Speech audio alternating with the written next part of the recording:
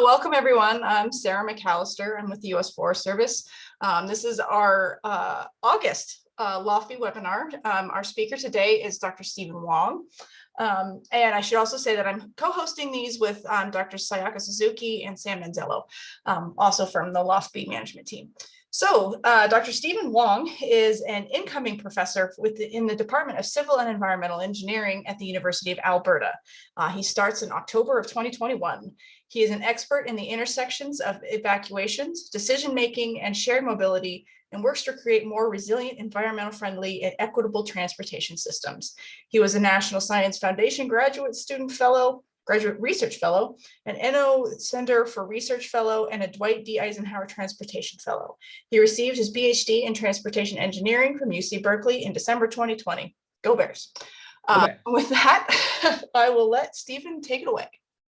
Wonderful. Thank you so much, Sarah, and for inviting me for this presentation. Today, I'm going to be talking about lessons learned from recent evacuations in California. Again, I'm an incoming assistant professor at the University of Alberta. I'll be touching on that at the end of my presentation, but I just want to make that note. Most of this research was conducted at the University of California, Berkeley. And so you'll notice some of my co-authors are from Berkeley, and I'll be mentioning that along the way. So the outline for today, I'll provide a little bit of context. I'll kind of dive into the research focus today, and I'm going to be presenting two major papers that we developed in this research that really focus on the California wildfire evacuations and specifically the policy implications from them. I also am going to present two additional papers that don't have as much policy implication, but can still tell us a lot. And so I want to share them out as well. And then I'll present just a little bit of new work and the updates.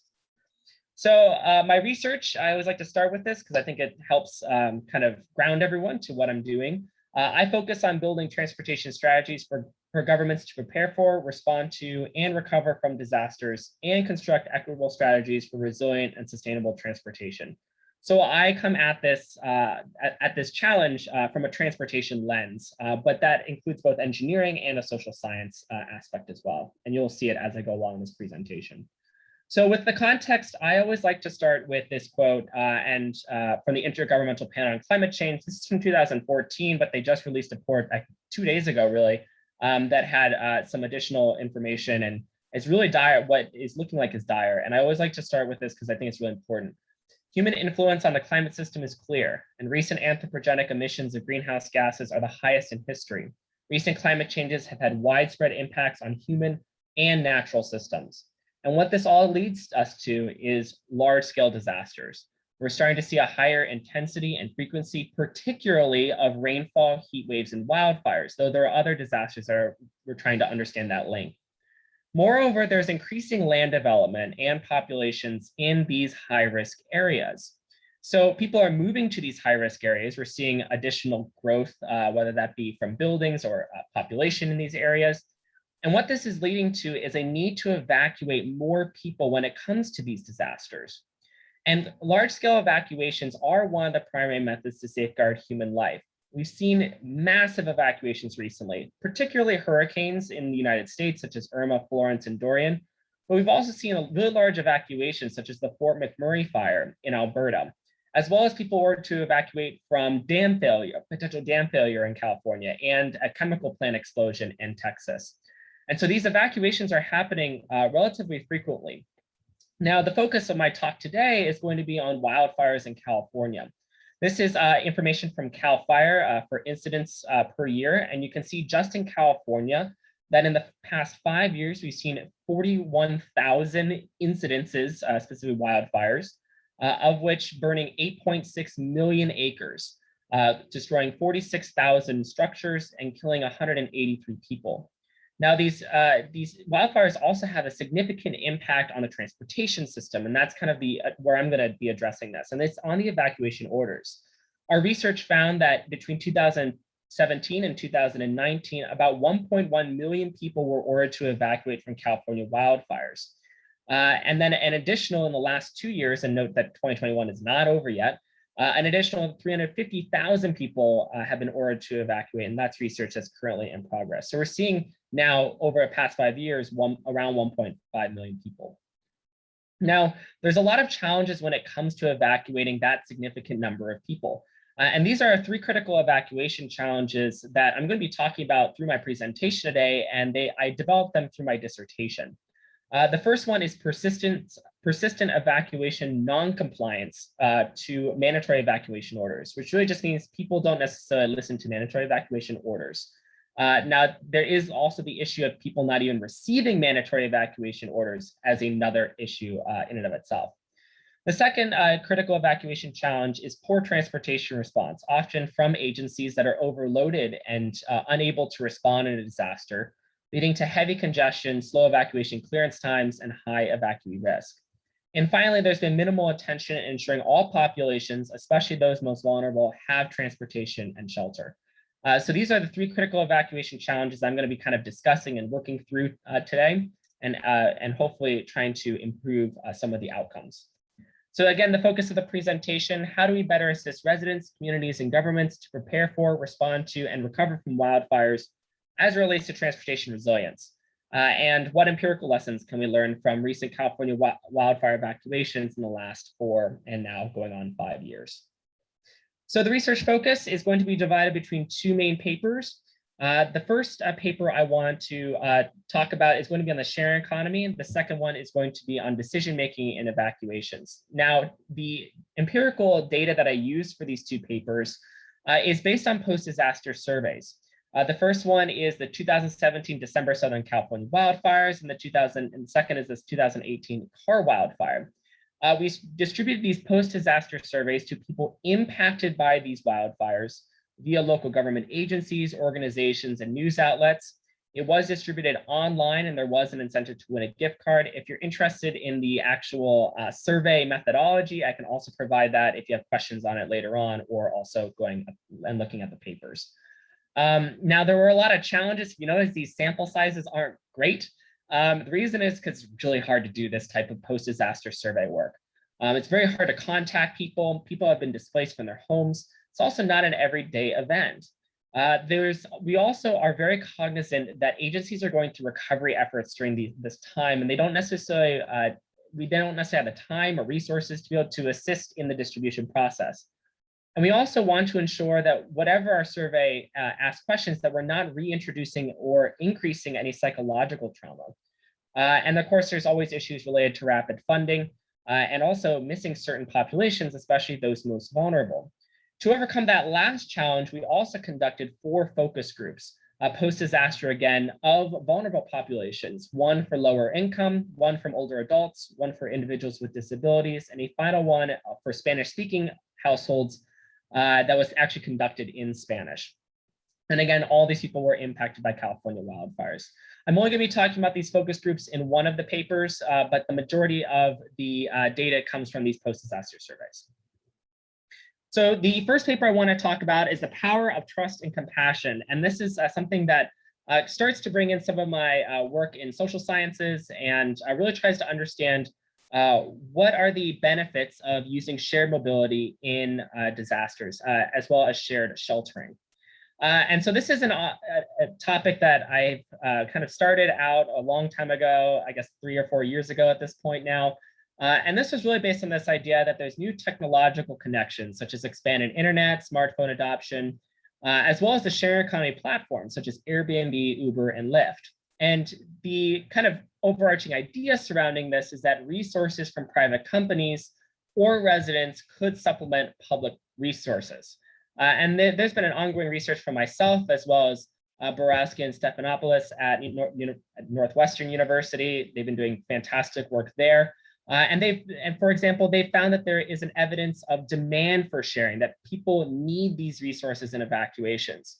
Our own research at Berkeley found that there is also sufficient capacity. So there's enough space, for example, in seatbelts, there's enough space in homes to provide this type of shelter. And so the idea, again, of this topic is to help address challenges related to compliance and social equity, giving people resources to be able to evacuate and to comply with evacuation orders, while also ensuring high quality of life in their decision-making. So the question we want to answer in this was, what influences sharing behavior? Literature indicates that compassion and trust, which are elements of social capital, increase during and after a disaster. but there is a lack of trust that can inhibit sharing under normal conditions. So given these two different resources and understandings, our hypothesis was that trust and compassion could influence willingness to share resources in evacuation, particularly in the positive direction. In order to test this, we developed 4 different sharing scenarios in our surveys, and people were asked their willingness to share this resource in a future disaster on a 1 to 5 Likert scale. Transportation before evacuating, transportation during the evacuation itself, so your en route to your destination, shelter for a cost, meaning that you charge someone for staying at your home, or shelter for free, and again, that's a free shelter for them. Now, to understand this, we decided to use a binary logit model, which seems a little odd because we have a 1 to 5 Likert scale.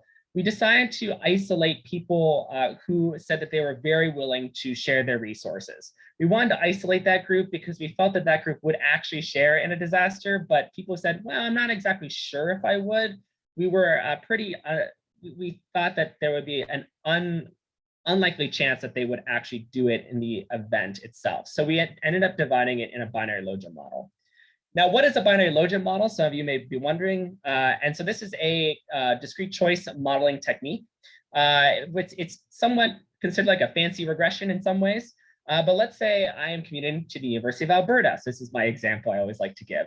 And I can either take a car or I can take a train. And there are attributes to the train versus the car. One's more comfortable than the other, one's faster or slower, one's cheaper, more expensive.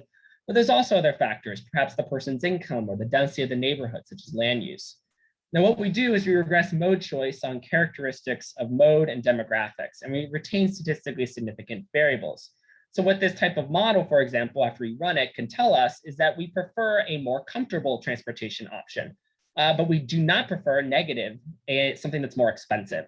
Perhaps also you have a positive likelihood to take an automobile if you have a higher income, because you have that access to vehicle ownership. And so this is what this type of model can tell us, and we can do the same thing when it comes to our willingness to share versus unlikely to share. Again, we're using these surveys. We ran 8 binary logit models, so that is 4 scenarios times 2 fires, so that's 8 binary logit models.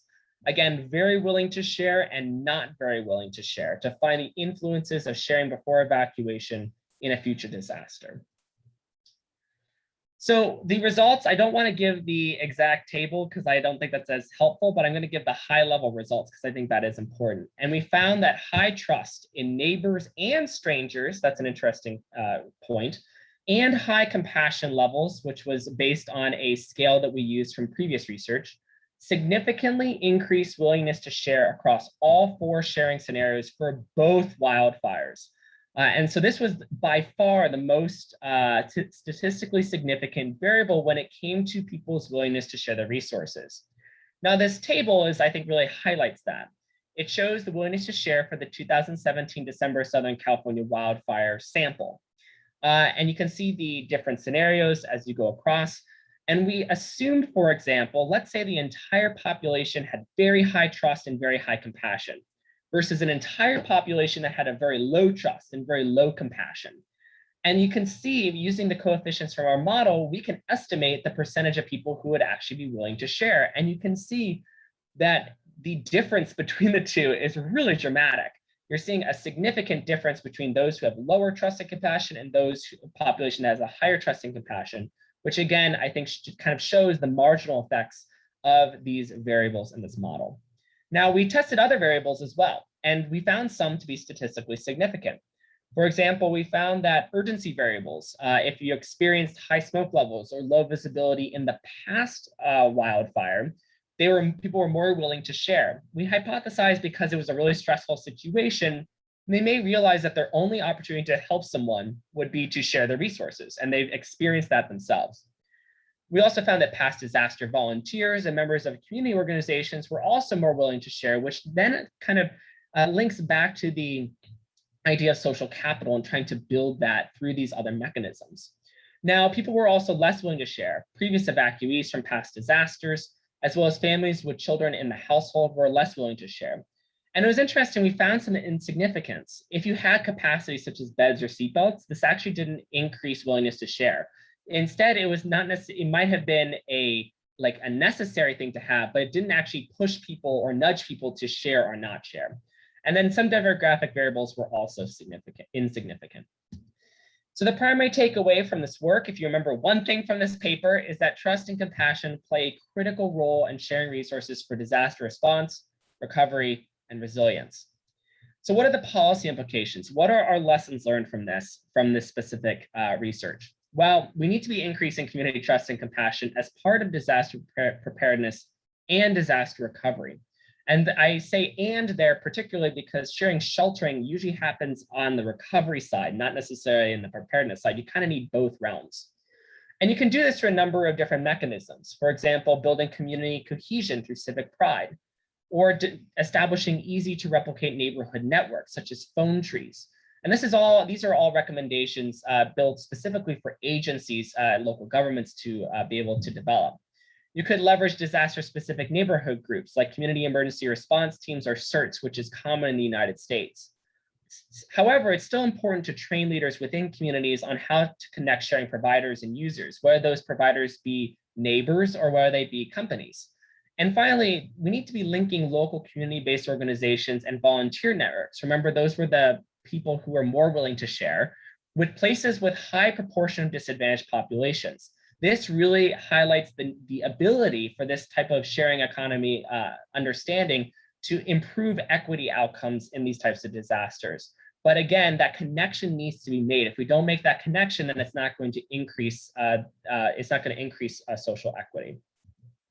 So we've conducted a number of other sharing economy research on this. I'm just putting that there. So if you want to check it out later, you can.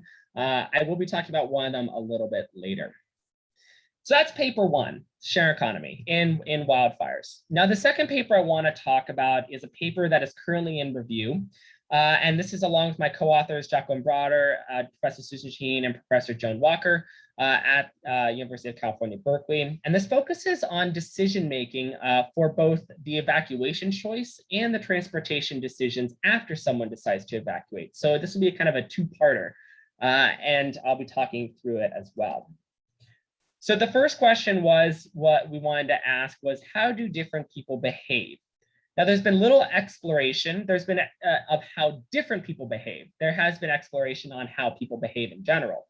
But what about different classes of people that might respond heterogeneously? Now, to answer this, we decided to use a latent class choice model, which captures heterogeneity in the evacuating population. And this type of advanced modeling can help us yield certain behavior nuances that affect policy and planning, and help us address challenges related to compliance and congestion. So what do I mean by a latent class choice model? And again, I'm going to bring out my nice commute mode example, because I think it's really helpful in framing this. So let's say I run this latent class choice model, and I come up with 4 classes or groups of people. This is an estimated model I'm showing you here.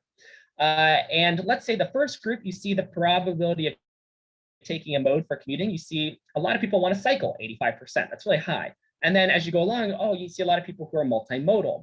And then the third one is people who are that want to take an automobile when it comes to commuting.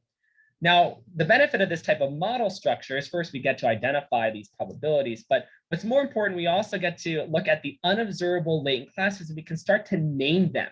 You can see we have kind of a cyclist class versus a multimodal class or a car-only class.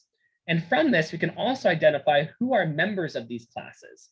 Perhaps a cyclist class are people who are younger, live in a dense urban environment, or live in an apartment building. The car-only class is people who own multiple vehicles, live in a suburban area, or have children. And so this begins to tell us a lot more about behavior, which then can impact policies and our planning when it comes to transportation. Now, how does this relate to evacuations? Well, we ran this very similar type of model, and instead of estimating, for example, 4 classes, we ended up coming with 2 classes.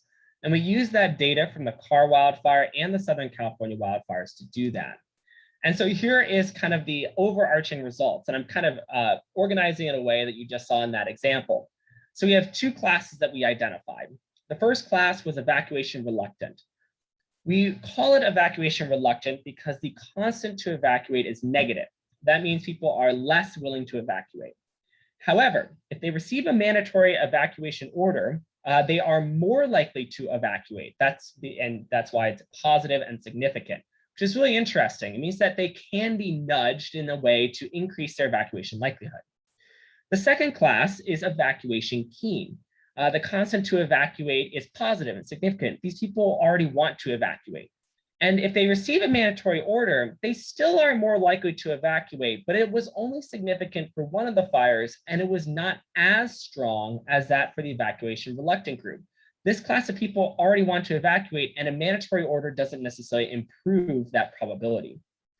Now, who's members of these different classes? Well, on class one, people who have experienced wildfires before are evacuation reluctant. And so that in and of itself tells us a lot about how to, the people in order to increase their compliance to evacuation orders. We found in the Southern California wildfire that previous evacuees were more likely to be in class one. And for the Carr fire, we found that longtime residents and lower income individuals were also more likely to be evacuation reluctant. What I hypothesize on the lower income is that they have less resources to be able to evacuate, and they may not have the funds or emergency funds to be able to go somewhere. On the evacuation keen side, we found that people who have strong risk perceptions are more likely to be evacuation keen. For Southern California wildfire, interestingly, found long-term residents here on this side for this fire compared to the Carr fire for reluctant. We think there might be some cultural or geographic differences here. We also found that if you have children in the household or have higher education, you're more likely to be part of the evacuation keen class. Or higher income, living in a high fire risk zone, female and young adult under 35. So what does this tell us again for our implications? Well, our primary takeaway is that mandatory evacuation orders increase evacuating behavior, more so for evacuation reluctant individuals, and can be crafted to encourage more evacuations. So what is the policy implication? Well, it's clear we need to be targeting our orders. And so it can't be necessarily a blanket order going out to everyone. You might need to spend more time and communication with specifically neighborhoods that have previously experienced wildfires and or evacuations. Moreover, it's clear that we need to be strengthening order language to convey disaster risk, because if you remember, people who have that strong risk perception are more likely to be evacuation keen. And then finally, increase resources, both transportation and sheltering, to assist lower income individuals. And this, again, hints back at the sharing economy strategy that I mentioned before, that it can actually push people to be more likely to evacuate. And that can be a really important policy angle for agencies to take if they want to see that compliance increase. So that was a lot, but I have one more aspect of this paper that I want to discuss, and that is a question that we started to come across. And we note that there's a number of evacuation choices that people have to make after they decide to evacuate or stay. That's only part of the question. That's only part of the decision making. People have to decide their route, their destination, their mode, their shelter, so many other choices. And so our question was, are multiple evacuation choices correlated? And work has been done on joint choices and evacuations, but have only considered 2 choices at a time. And we wanted to consider modeling more than 2 choice variables within the same model, because we would assume that departure time likely affects route, which probably affects the mode, and vice versa, perhaps. And so we wanted to develop a model that includes all of that in a single model. So how do we do this? Well, we used a portfolio choice model, also known as a PCM, which was originally developed for tourism choice. And so rather than making a decision between choices, the decision is now between portfolios of choices. So I'm going to bring out another handy dandy example. In this case, we're actually going to go on a vacation for a little bit. Let's say I'm interested in going to Banff National Park for vacation. And I have 3 different choices to make: the length of vacation, the mode of transportation to get me there, and the housing once I am there. And let's say that I could be there for a long period of time or a short period of time. I would expect that there's some joint preference, hence this green line, between a longer vacation and driving, because I have time to drive up. I can even go to Montana, where Sarah is, and I can enjoy my way up. And so that makes sense. But if I have very little time, then I can probably only take an airplane. Now, I probably also have a joint dislike for biking. If I have a very short vacation, that would make for a very stressful vacation and not that fun. So I have a very strong dislike for that. Now, there's also joint preferences for these modes and housing. If I take a car, I can probably take my nice tent with me in the car, and I can bring cooler and other things to make camping really fun. But if I'm on an airplane, I probably have a joint preference for housing because for a cabin, for example, because I can't really take a tent. Finally, there is some additional correlations, such as if I have a longer vacation, I'm probably less likely to want to be in a cabin because it would cost a ton of money. $150 times 3-4 weeks would be pretty expensive. And so that's something I am not preferring to do. So what this type of example tells us is that instead of these separate choices, we have a portfolio. So one of the portfolios, for example, can be a long vacation, taking a car and then camping. Or a second option could be a shorter vacation, flying and being in a cabin, and etc. And so you can develop 12 possible portfolio options to choose from. And from this choice on what people decide to do, you can identify joint dislikes, joint preferences, and demographic characteristic influences. Now, for our case in our wildfire study, our portfolio bundles were not the same, of course, as a vacation. We were interested in some of these critical evacuation choices, such as departure day. Was this an immediate evacuee or non-immediate evacuee? Or was it at the peak of the wildfire threat or outside the peak time? Departure timing by hour, was it night or day? Destination choice, was evacuated inside the same county as residents or out to a different county? Mode choice, shelter type, and route we also considered in all of this. And so we developed these portfolio bundles using these 6 different choices. So here are the results.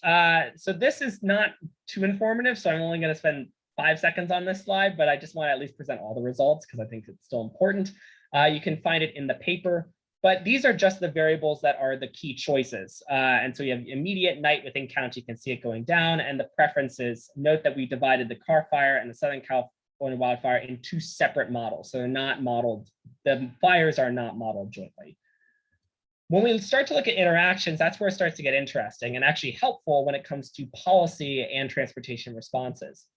These were all the interactions that we ended up identifying, those that were statistically significant and ones we also felt that we should keep in the model based on the p-value, even if it wasn't statistically significant. And if you notice, I did highlight some of this within county, and I'm going to bring that out for a second because this is a good example of what this type of model can tell us. So within these within county interactions, we see that, for example, there's a positive relationship between within county and nighttime evacuations. This kind of makes sense. You want to stay closer during a wildfire, during a higher risk time, which is at night. You don't have that visibility. There's also a positive influence within county and a private shelter. That could be that there's stronger social networks within the county, such as staying with friends and family. So that makes sense too. But there is a negative dislike from our model parameters of within county and taking the highway. And this also makes sense. There's no need to travel on highways if you're just staying close. You can just take local roads to wherever you're going. Now we can also start to identify demographic characteristics that can add additional behavioral nuance. And so this is just the within county demographics that we identified for any portfolio that had within county in it. So we find a negative preference for higher education people and staying within county. Perhaps there's more resources and connections in other places that these individuals want to make and they want to leave, go further away. And we've seen this with at least higher income, that higher income individuals are more likely to evacuate further away from their residence, and that was from hurricane evacuations. We found a positive relationship between long-term residents, so 10 plus years, and within county. And that's probably because there's stronger connections to community or a desire to defend and protect their community. And finally, a negative influence on within county and the Thomas Fire for the Southern California wildfires. This is a very large fire that significantly impacted 2 different counties. So people really want to get away from the fire is our hypothesis in that, and they wanted to really get out of county because it was so large.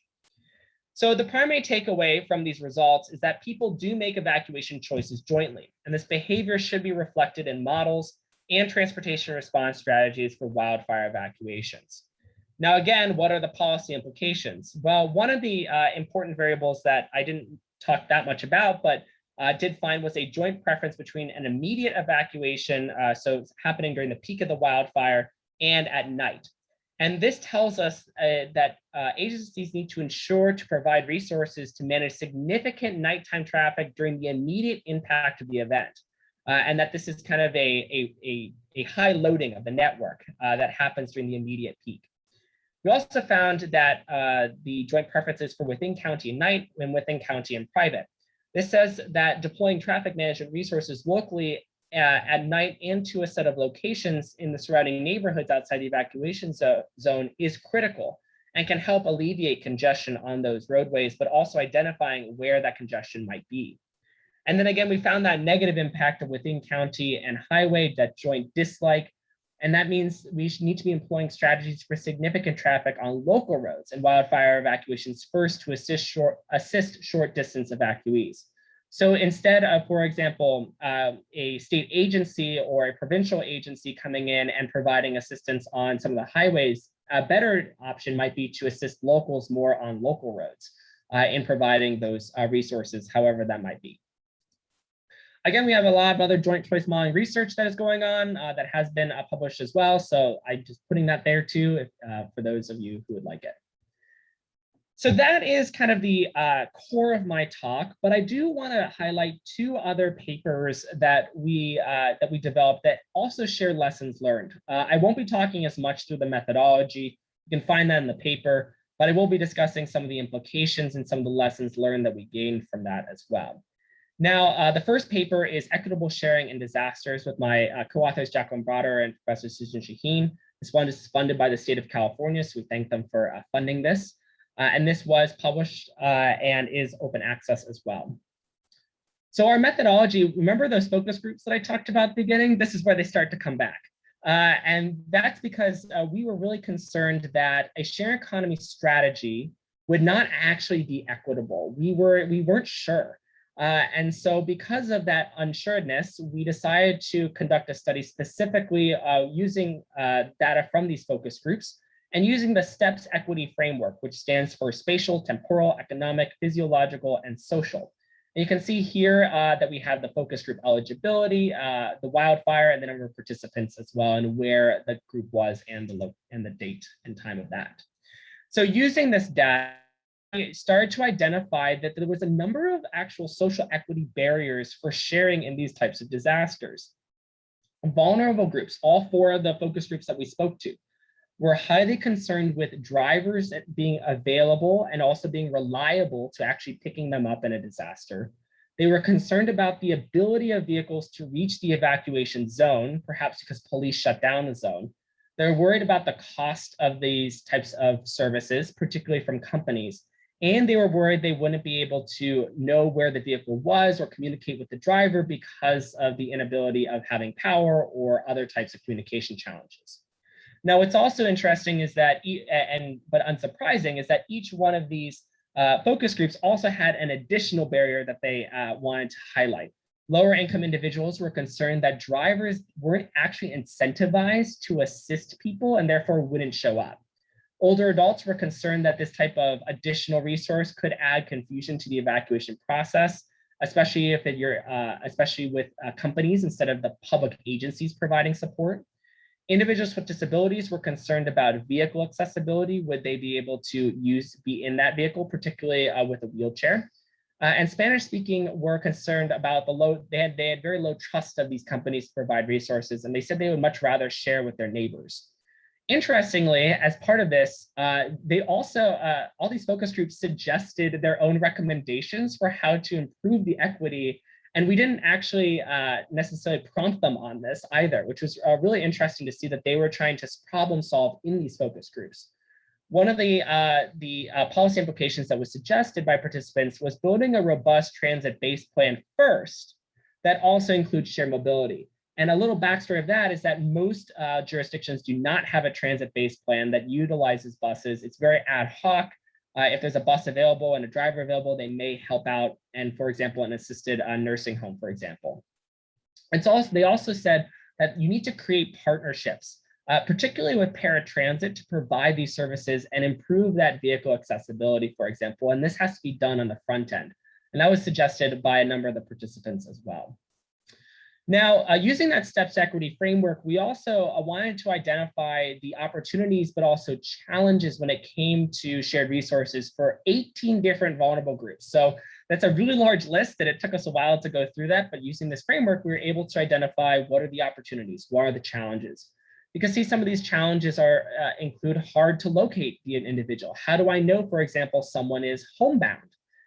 Cultural differences that might exist, or the need to provide additional training to provide that service. And so this is in the paper, but I want to briefly talk about those 4 vulnerable groups that I discussed, and specifically the shared opportunities and shared resource challenges for them, but also the example recommendations that we found for these specific groups. For example, you can see that older adults, they were worried. One of the key shared resource challenges is that there could be liability, and that's what this gavel icon is. And there was a concern that older adults, that if someone was injured, for example, being helped to a vehicle, that there might be some liability concerns. And so one of the recommendations that stems from that is that we need to be training drivers and hosts to assist older adults in evacuations. So if we are to leverage shared resources, we need to be training people in this process. For example, and then we also were found that for non-native English speakers, there would be concerns for discrimination, as well as cultural differences and perhaps communication breakdowns. And so the example recommendation here is developing a neighbor-to-neighbor network to maximize trust and resource sharing. And so kind of moving away from those sharing economy companies. And so these are just some of the example recommendations that we developed out of this equity work, and really can help us identify both the opportunities, but also how to overcome some of the challenges when it comes to this type of strategy. So it's not a foolproof strategy, and we need to spend a lot of time in preparing. And so the primary takeaway is that multiple disadvantaged groups could gain considerable benefit from shared resources, though many barriers need to be overcome through planning, community building, and preparedness. So finally, I want to discuss a paper on regret minimization and evacuations. And this was a paper alongside Casper Corris at TU Delft, as well as Susan Shaheen and Joan Walker at UC Berkeley as well. So this was a unique international collaboration in part of this work. And the question we wanted to ask here is, are evacuees regret minimizing? I'm not sure if you noticed, but of all these behavioral models that we have been talking about, they have all focused on utility maximization. And that's kind of the underlying decision rule for a lot of these models, meaning people are going to maximize their happiness or satisfaction in an evacuation, which is often used for commute patterns or other types of choices that are made. However, we were concerned with this type of decision rule that is in most of these models. And we also realized that regret is often experienced for choices that are difficult and important, lead to rapid feedback on choice outcomes, and require accountability. Moreover, the losses are often felt more than the gains are felt. And these types of utility maximization models don't necessarily pick up that losses are felt worse than the gains can help.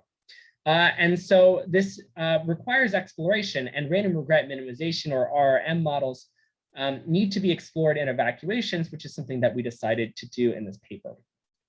So our methodology of challenging choice sets, I'm not going to go too much into this because it was a complicated methodology to come across this. But what you need to know is that developing this survey and choice sets was very, very hard, because we wanted to get actual behavior using revealed preference surveys. You can easily run these models for stated preference surveys, because you're the decision maker and you're the researcher, and you can develop it just exactly how you want to get the best out of it and to run the models. But it's a lot harder when it's you have to understand, for example, people's considered choices. How do you ask about considered choices in this type of survey? So we had to construct this type of survey, but our hypothesis is that this type of random regret minimization model may better describe evacuation behavior than traditional RUM models. So we tested a number of choices: departure timing, route choice, transportation mode, shelter type, reentry timing, and developed these 4 different types of models: a classic RRM, and then 3 versions of a random regret minimization model. The mu RRM is a model that estimates a scale parameter mu that identifies the magnitude of regret. So if the mu is powerful, then that means they're highly regret minimizing. the scale parameter is low, that means it's not going to be much of a regret minimizing population. And we're using the data again from the surveys. So here's an example just of route choice, just to kind of give you a nice little look at what we did. And you can see with this RUM model versus the random regret model, we don't find much difference. The coefficients are different, and that is actually to be expected based on the construction of the model. But the p-values are pretty much all the same, if you noticed, and the significant variables are the same. People don't want to take a route that is long. That makes sense. They also don't want to take a route that has fire danger on it. But they do want to take a route that has good pavement conditions. So that's interesting. Perhaps there's some unclear explanation to that, but perhaps it's just knowledge of local roads that is influencing that as well. Notice that the fit of the models are almost the same, so not much better. And then if you look at these scale parameter ones and the mu regret and the mu for the whole group, as well as the mu for just fire danger, we don't really find much. P-value is 1, so that's really not good in terms of finding regret minimizing. And there is some indication of weak regret minimizing behavior when it comes to that fire danger specific variable. So the primary takeaway, I'm not going to go through all the examples, but the primary takeaway from this work is that while RM models across all choices had similar or slightly poorer fit than comparable RUM models, weak regret minimizing behavior was found for departure timing, route choice, or reentry timing in some situations, indicating that more work probably needs to be conducted on this.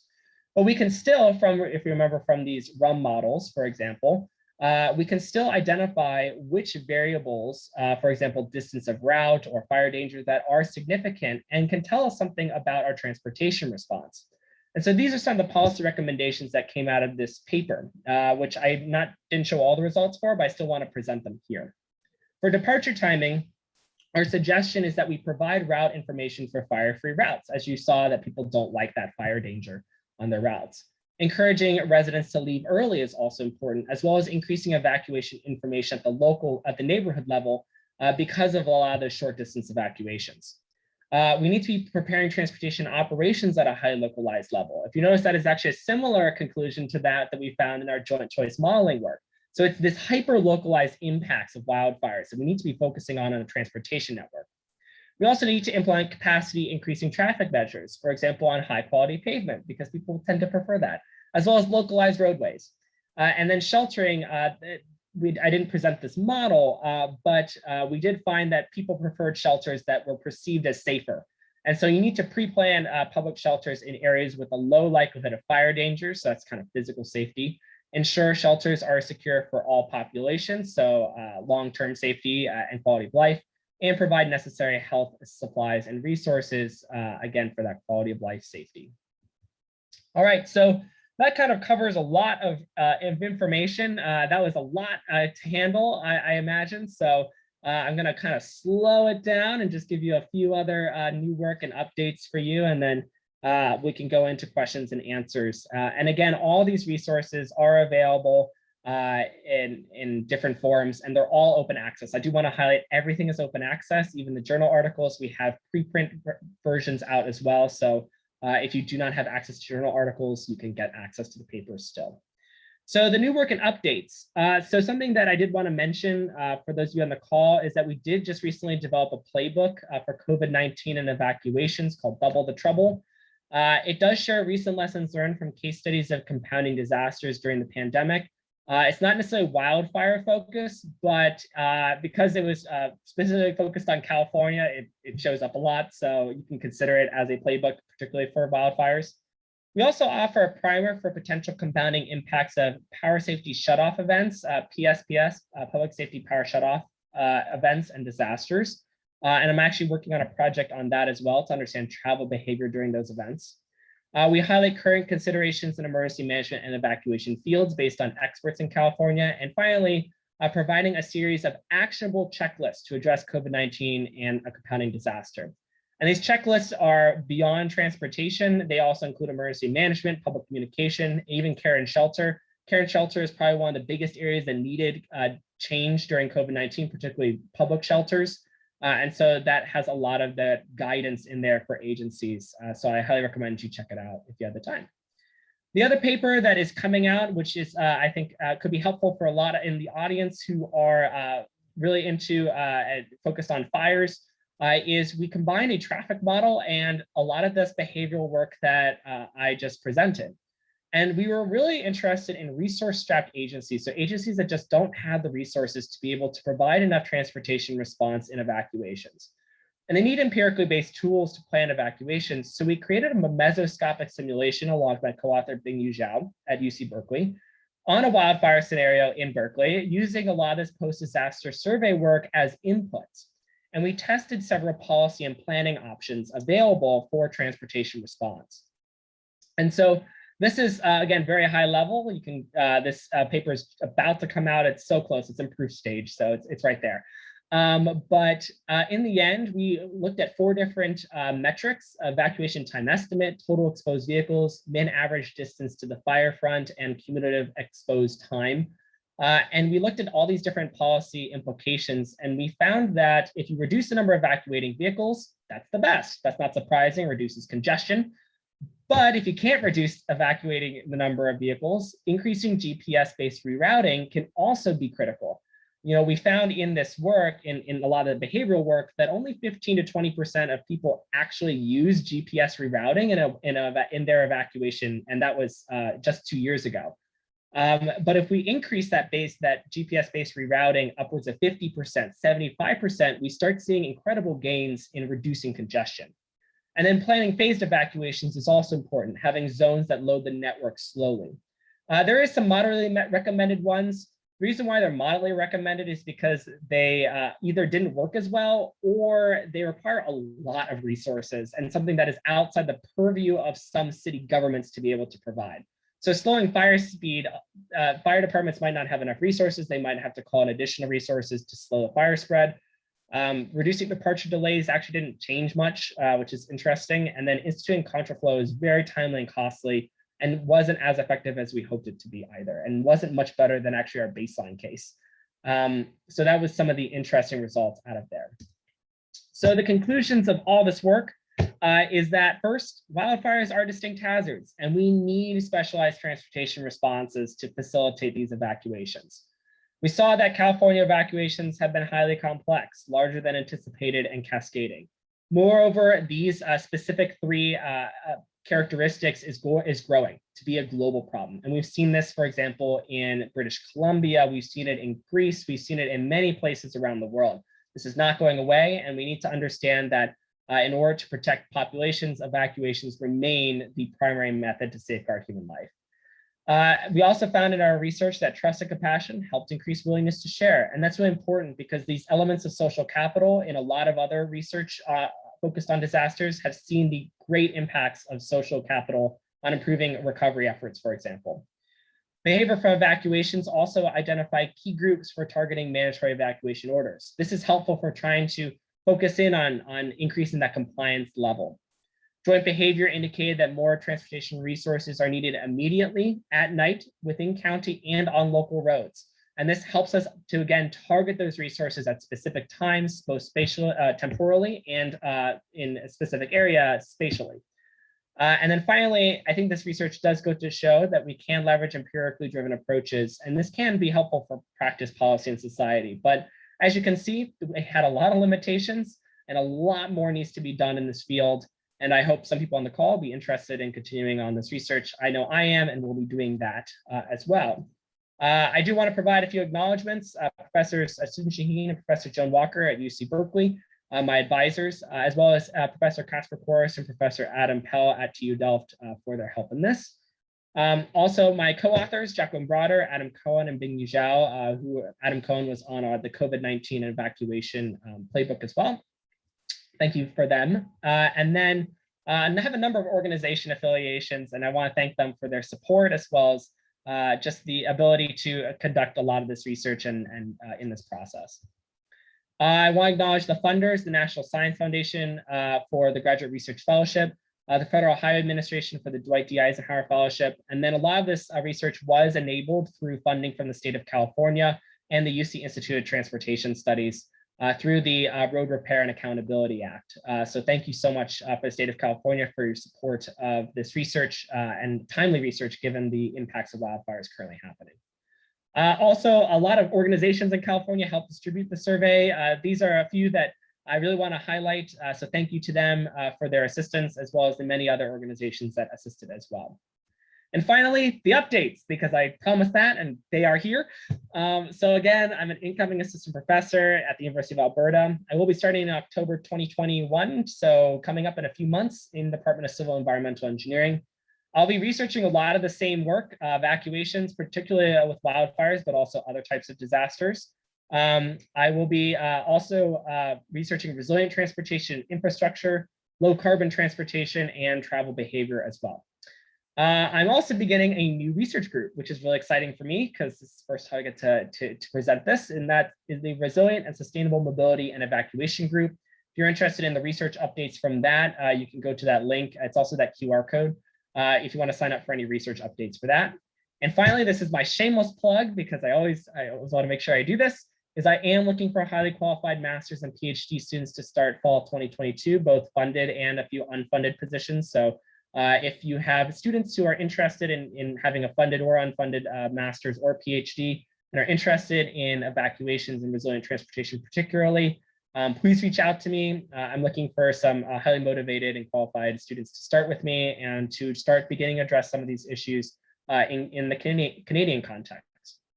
So with that, I will end there.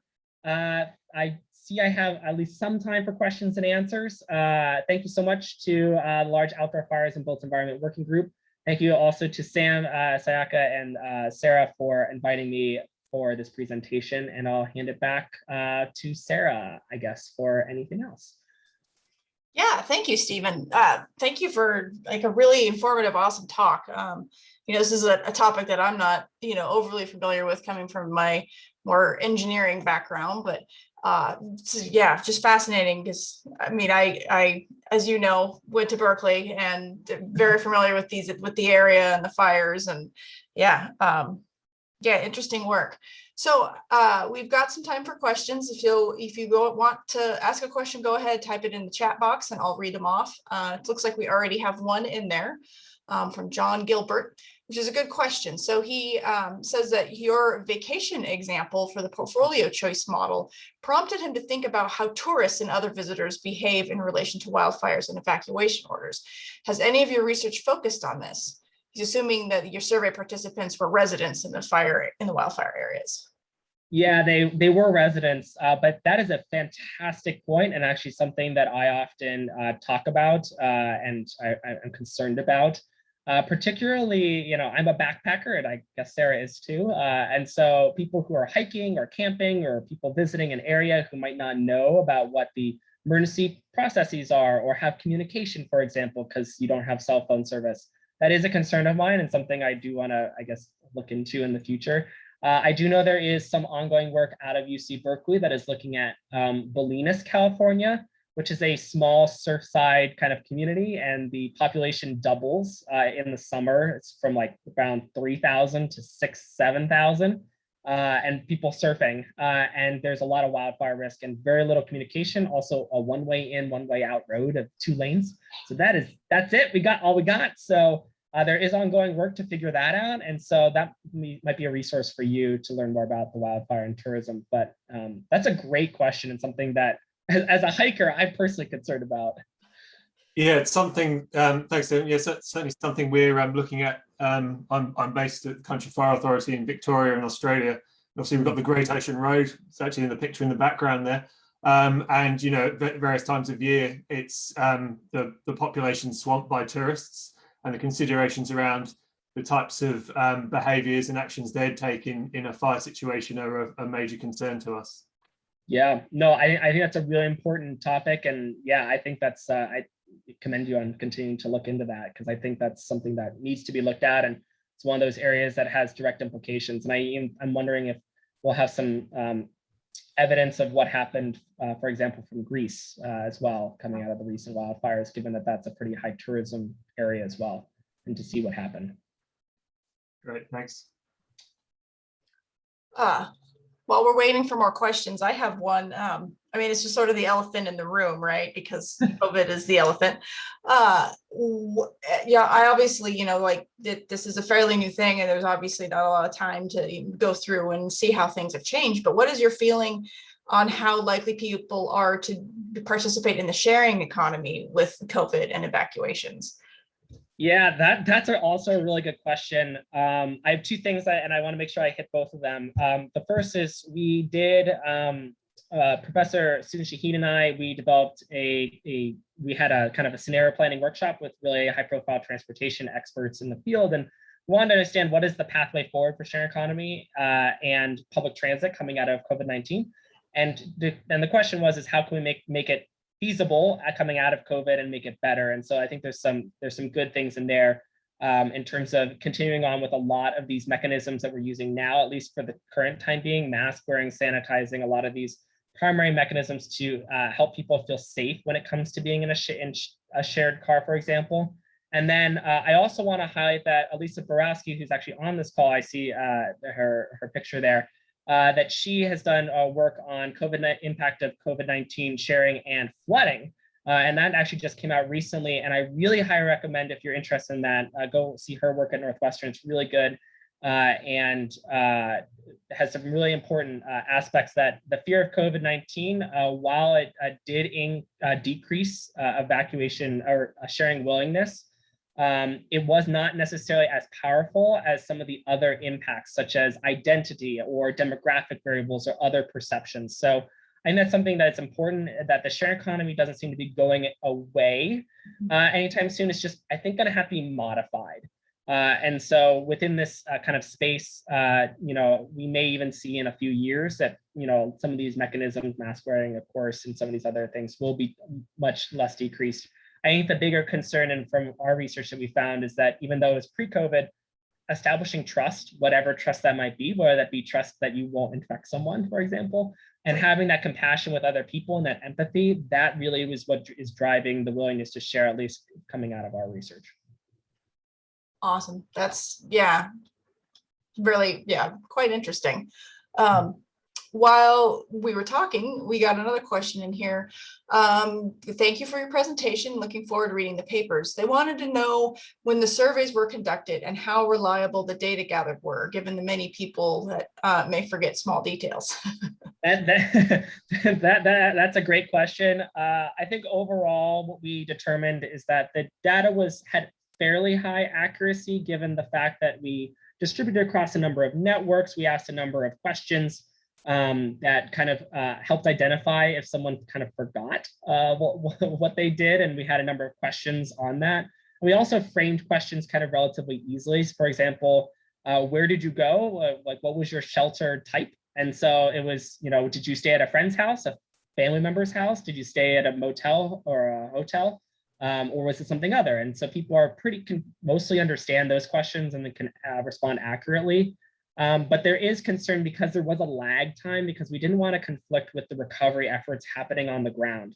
And so that was a big concern of ours when it came to the survey, as well as a concern of human subjects, to make sure that we're protecting human subjects in this matter. So there is that lag time, but there's a sweet spot. So most of these surveys were sent out around 4 to 7, 8 months after the impact of the wildfire. So enough time that you probably remember what happened, but there are perhaps some small details that were missed in that. So, but we don't find it to be too impacting of the accuracy because a lot of these choices are pretty clear. For example, where someone stayed, or where did you go? Did you go to Sacramento? Did you go to Reading? Where'd you go? People usually remember those bigger details for the choices, at least. Yeah, that makes sense. That's a great question, though. And I think we need to be working a lot more on trying to figure out the accuracy. And I think, I did want to have one more point, is that perhaps for those of you, if anyone's doing work using mobile phone data, that can be used as a mechanism to kind of verify the results of the surveys, particularly the travel behavior aspect. The mobile phones won't be able to tell us demographic information, but they will tell us where people ended up going and if the major choices that people say they did are pretty accurate or not. Yeah, that makes total sense. We have time for one more question, which just popped up as well. It's actually from Sam. He says that we are working on many issues on large outdoor fires in the ISO TC92 working group. Evacuation is not included as there are no known approaches to standardization at the present time. Do you have any thoughts on what can be done to give global guidance on these important issues? That's a fantastic question, and something that I've been starting to give more thought to. I haven't really delved deep into it as much, but something I'm really interested in. I think a first step is that we need to at least be standardizing our surveys and capturing at least similar levels of data, whether that be cell phone data similarly, or collecting, for example, the behavioral work using similar questions. And these surveys also have to be replicated across different cultures, different languages. You have to be able to ensure that if you're going to have more generalized guidance. I think that's the first step to make. I do think there are some, I think this cross comparison between different countries is helpful as well. For example, what's the difference between US, Canada versus Australia, and then perhaps European countries, or what's happening in Japan. I think some of this cross-cultural comparison, even at a more qualitative level, is also still really helpful. But I do, yeah, you're right. There is no known approaches to standardization, but I do think the first thing is I think this working group is doing a good job of starting to collect some of that information. I know the new working group on human behavior in disaster and wildfires is coming out of here is also going to be looking into the standardization, and I hope that some other people will be able to assist me in doing that, because that is a big lift, but something that is necessary. Though I do want to mention that a lot of these events are very dependent on the local context, as well as the culture and the geography of that area. I do want to point that out, that even 2 different wildfires in California can have very different geographies, very different impacts, as well as different networks, transportation networks, communication patterns, even procedures on how to who can even order evacuation, for example. And so I did want to mention that there's a lot of differences. And so there almost has to be something that is both generalizable to some level and kind of overarching planning, but then also having very specific localized aspects that the city or county or whatever jurisdiction can identify in their planning, for example. Indeed. So yeah, thanks again for great talk, Stephen, and really appreciate it. There's a lot of thank yous and kudos in the chat box going by. I have to know before we sign off, where were you when you took that picture of your tent? That's a great question. I was hiking the John Muir Trail in the Sierras. So that is, I think, in Kings Canyon Sequoia National Park. So it was beautiful and amazing. And then my wife was the one who is in the other photo for Banff National Park. So okay. It was really cool to have that as well. Cool. Well, good deal. Well, thanks again. And thank you everybody for joining us. I will get this posted on YouTube, and stay tuned for our speaker in September. We'll have the details and the sign up coming out very shortly. So thanks again, everybody. Thank you so much. Thanks everyone for attending.